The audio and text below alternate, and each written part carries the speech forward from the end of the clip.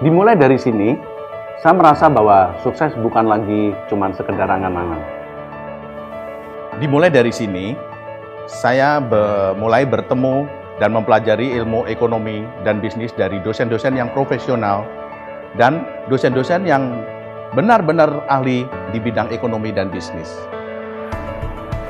Dimulai dari sini, saya diajarkan bagaimana menjadi seorang pebisnis yang handal dan terampil. Dimulai dari sini, saya mulai mengerti bagaimana merencanakan sebuah plan agar dapat direalisasikan dengan baik. Selain itu, dimulai dari sini, saya mulai mengerti bagaimana kesulitannya untuk menjadi seorang owner perusahaan yang harus mempertahankan, mengembangkan daripada usaha ini. Apalagi di tengah-tengah persaingan yang berat, dan lagi saya juga merintis karir sebagai karyawan Bank Jateng. Jadi dalam situasi ini saya harus berusaha dua-duanya, karir yang sukses dan usaha yang sukses pula. Sukses bagi saya sih adalah apa yang kita inginkan, apa yang kita cita-citakan bisa tercapai. Tidak mudah sih memang kalau mengingat banyak hal yang telah saya lalui baik suka maupun duka. Kadang teringat sih masa-masa kuliah saat bagaimana saya berjuang hingga menjadi seperti sekarang ini. Peningkatan skill dan kompetensi diasah melalui pelatihan-pelatihan dan praktikum-praktikum di kampus yang sangat berguna sekali untuk perkembangan karir saya saat ini. Itu menjadi bekal yang sangat berharga untuk saya bisa menjadi sukses. Kegiatan kemahasiswaan memupuk percaya diri saya sehingga menjadi bekal saya dalam berkarya di dunia kerja. Pendidikan di sini sangat berkualitas, mulai dari dosen, fasilitas pembelajaran, tidak heran akreditasinya bagus. Sukses kami dimulai dari sini. Sukses kami dimulai dari sini. Sukses kami dimulai dari sini.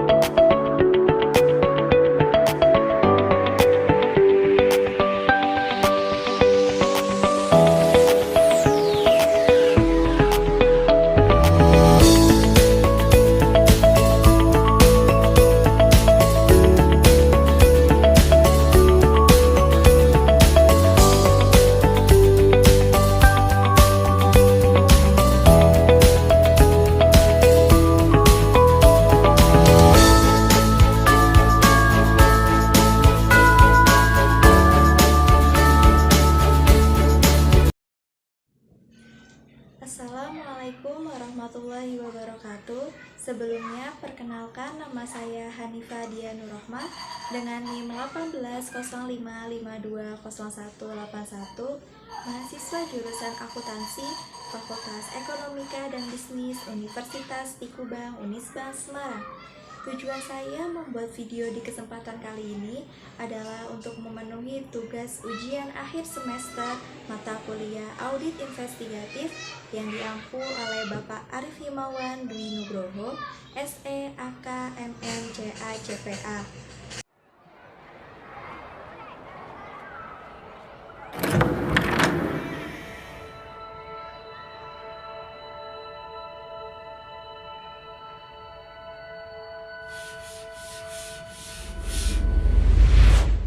Dan di video di kesempatan kali ini, saya akan membahas mengenai interogasi dengan 4 pokok pembahasan. Yang pertama ada definisi dari interogasi dan wawancara. Yang kedua ada perbedaan antara wawancara dan interogasi.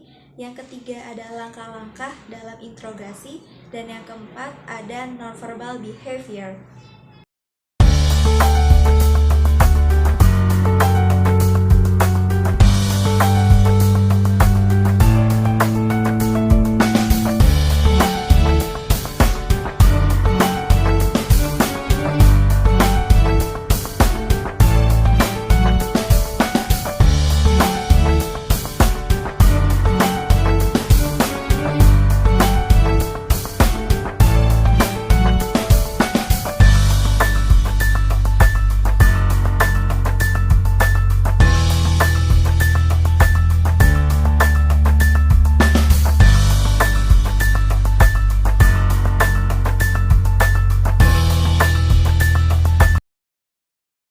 Yang pertama ada pengertian atau definisi dari wawancara.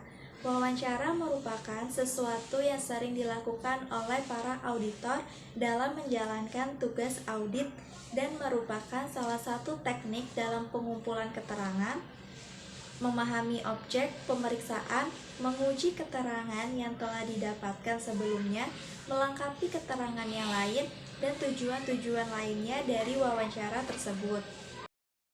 Sedangkan interogasi adalah suatu upaya yang dilakukan oleh pihak tertentu untuk meminta keterangan kepada seseorang menyangkut kesaksian orang tersebut terhadap pihak lain atau dirinya sendiri mengenai keterlibatannya dalam suatu aktivitas yang melibatkan pihak lain tersebut dan atau dirinya sendiri.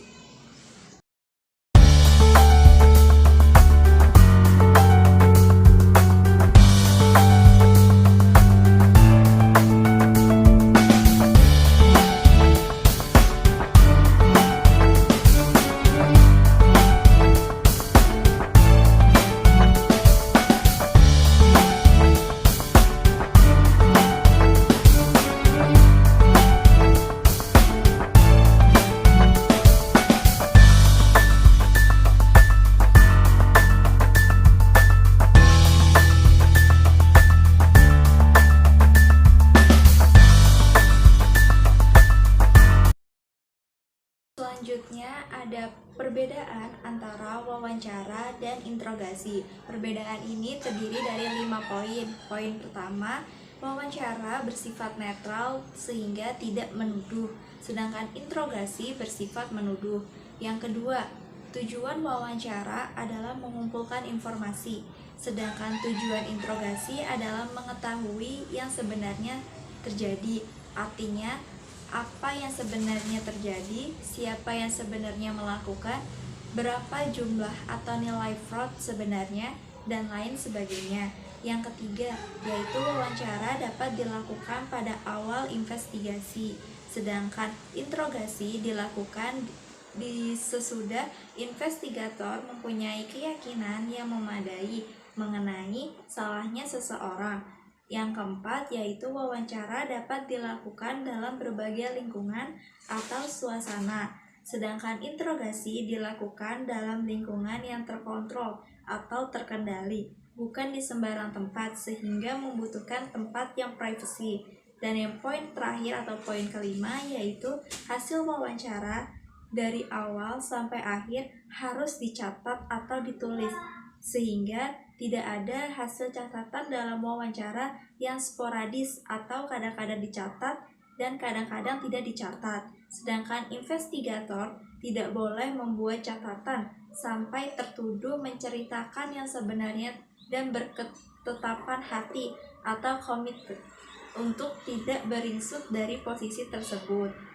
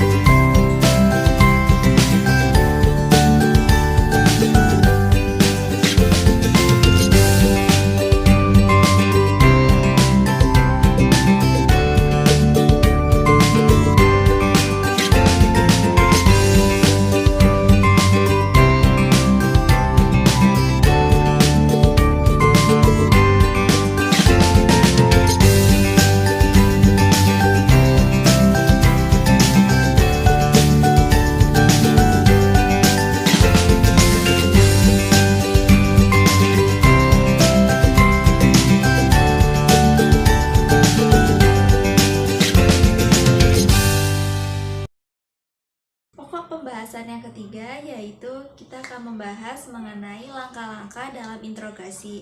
Interogasi memiliki langkah-langkah yang terdiri dari 9 langkah. Langkah yang pertama yaitu direct positive confrontation. Yang kedua yaitu interrogation theme. Yang ketiga handling denials. Yang keempat ada overcoming objective. Yang kelima ada keeping the suspect attention. Yang keenam ada handling the suspect passive mood. Yang ketujuh ada presenting the alternative question. Yang kedelapan ada bringing the suspect into the conversation. Dan yang kesembilan atau langkah yang terakhir yaitu the written conversion. Langkah pertama dalam interogasi yaitu direct positive confrontation. Pada awal interogasi, tersangka mengamati investigator secara seksama. Ia menilai apakah investigator yakin bahwa ia bersalah tanpa keraguan sedikit pun. Investigator menambahkan sangkaannya secara langsung atau direct dan mengkonfrontasi tersangka secara tegas atau positive confrontation.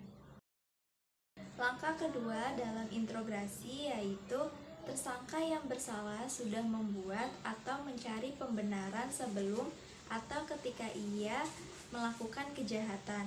Pertanyaan investigator yang berisi tema tertentu atau interrogation theme langsung ditangkap oleh tersangka yang bersalah.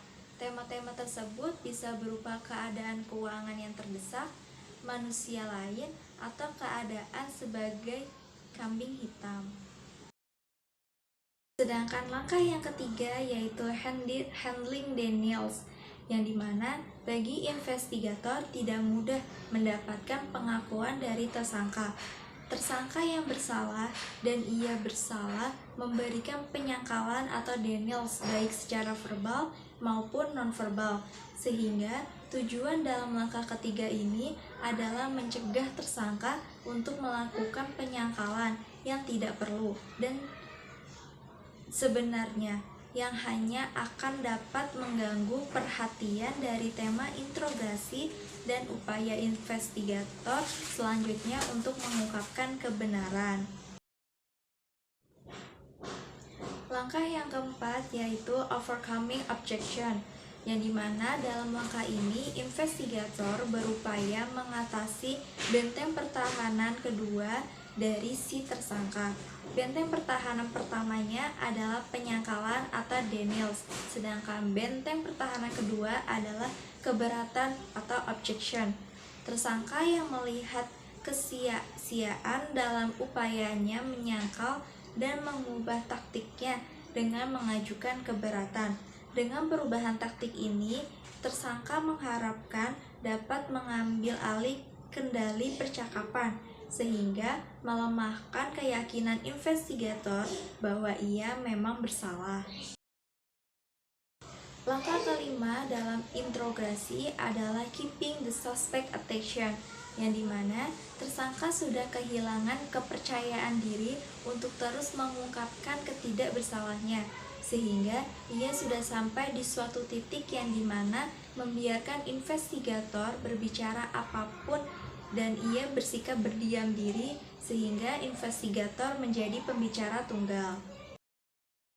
Langkah keenam dalam interogasi yaitu handling the suspect passive mood, yang dimana pada tahap ini tersangka menyadari bahwa kebohongannya tidak menghasilkan keinginannya tersebut, sehingga ia menunjukkan sifat kalah, kepala tertunduk, bahu menurun, kaki lemas, mata berkaca-kaca, sehingga mentalnya berada pada titik terendah.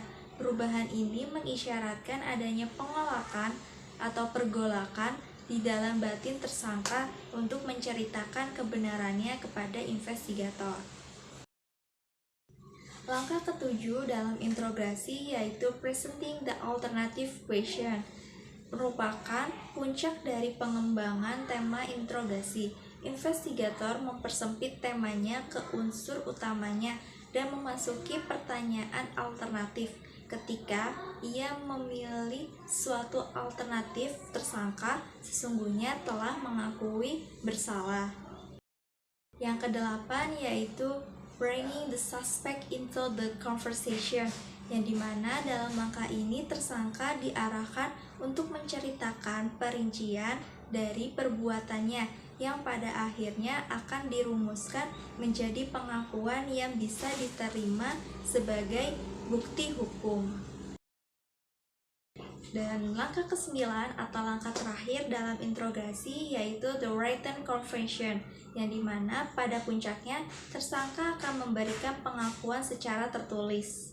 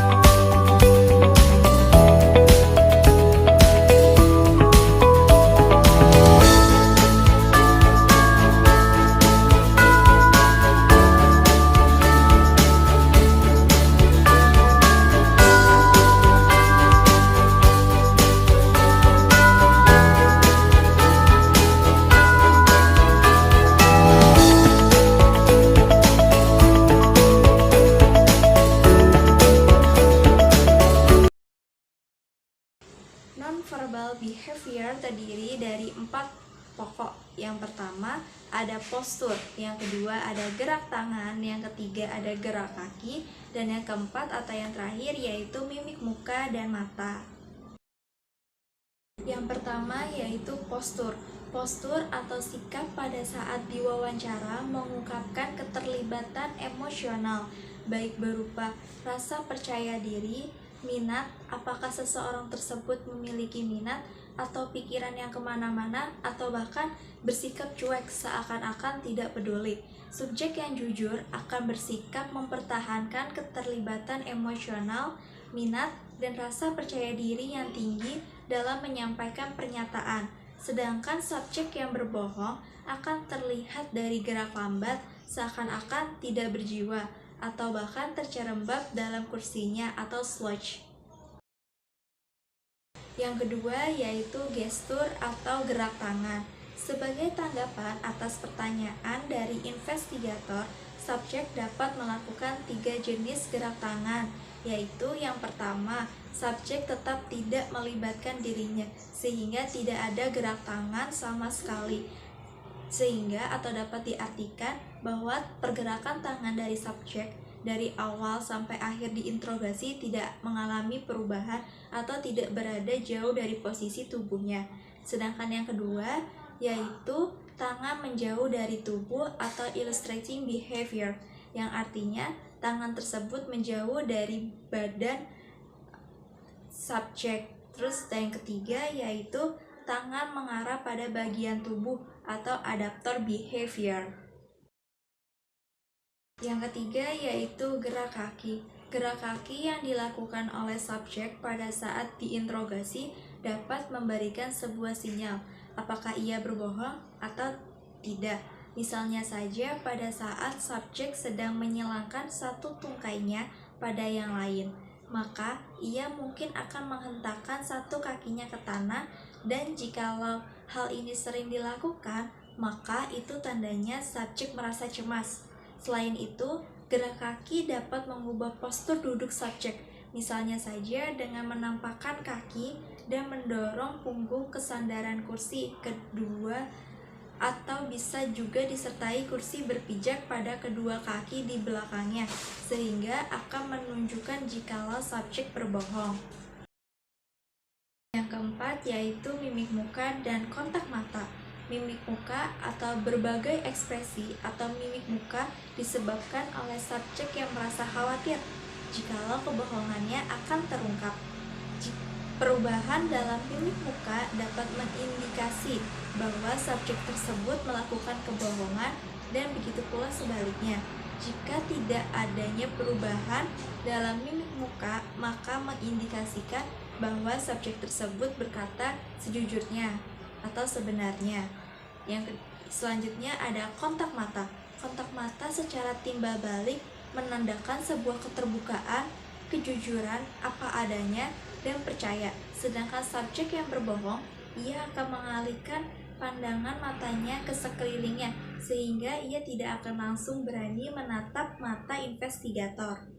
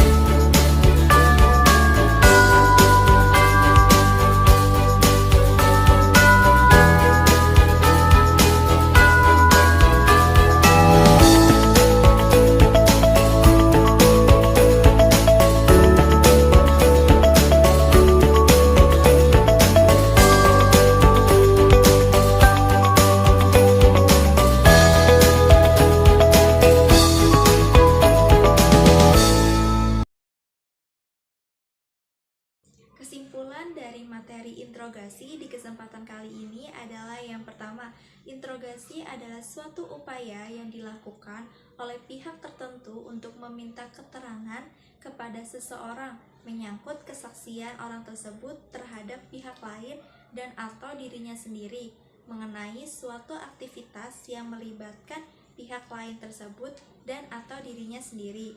Yang kedua, tujuan interogasi adalah mencari kebenaran, sehingga kemungkinan tersangka dapat dibebaskan jika terbukti tidak bersalah.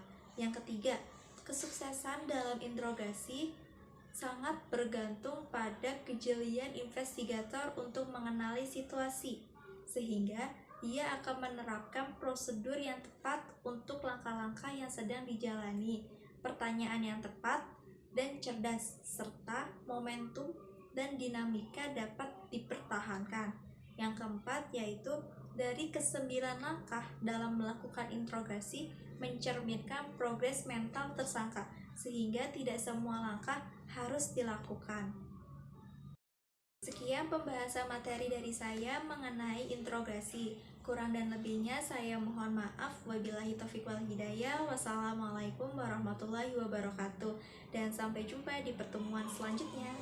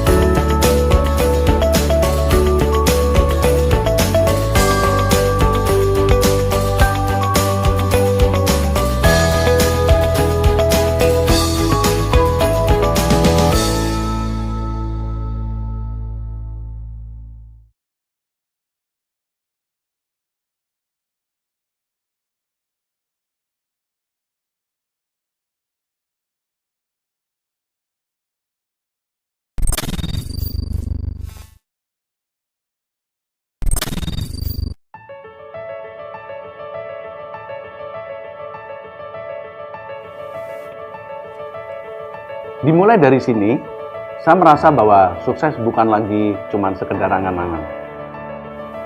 Dimulai dari sini, saya mulai bertemu dan mempelajari ilmu ekonomi dan bisnis dari dosen-dosen yang profesional dan dosen-dosen yang benar-benar ahli di bidang ekonomi dan bisnis. Dimulai dari sini, saya diajarkan bagaimana menjadi seorang pebisnis yang handal dan terampil. Dimulai dari sini, saya mulai mengerti bagaimana merencanakan sebuah plan agar dapat direalisasikan dengan baik. Selain itu, dimulai dari sini, saya mulai mengerti bagaimana kesulitannya untuk menjadi seorang owner perusahaan yang harus mempertahankan, mengembangkan daripada usaha ini. Apalagi di tengah-tengah persaingan yang berat. Dan lagi saya juga merintis karir sebagai karyawan Bank Jateng. Jadi dalam situasi ini saya harus berusaha dua-duanya, karir yang sukses dan usaha yang sukses pula. Sukses bagi saya sih adalah apa yang kita inginkan, apa yang kita cita-citakan bisa tercapai. Tidak mudah sih memang kalau mengingat banyak hal yang telah saya lalui baik suka maupun duka. Kadang teringat sih masa-masa kuliah saat bagaimana saya berjuang hingga menjadi seperti sekarang ini. Peningkatan skill dan kompetensi diasah melalui pelatihan-pelatihan dan praktikum-praktikum di kampus yang sangat berguna sekali untuk perkembangan karier saya saat ini. Itu menjadi bekal yang sangat berharga untuk saya bisa menjadi sukses. Kegiatan kemahasiswaan memupuk percaya diri saya sehingga menjadi bekal saya dalam berkarya di dunia kerja. Pendidikan di sini sangat berkualitas, mulai dari dosen, fasilitas pembelajaran, tidak heran akreditasinya bagus. Sukses kami dimulai dari sini. Sukses kami dimulai dari sini. Sukses kami dimulai dari sini.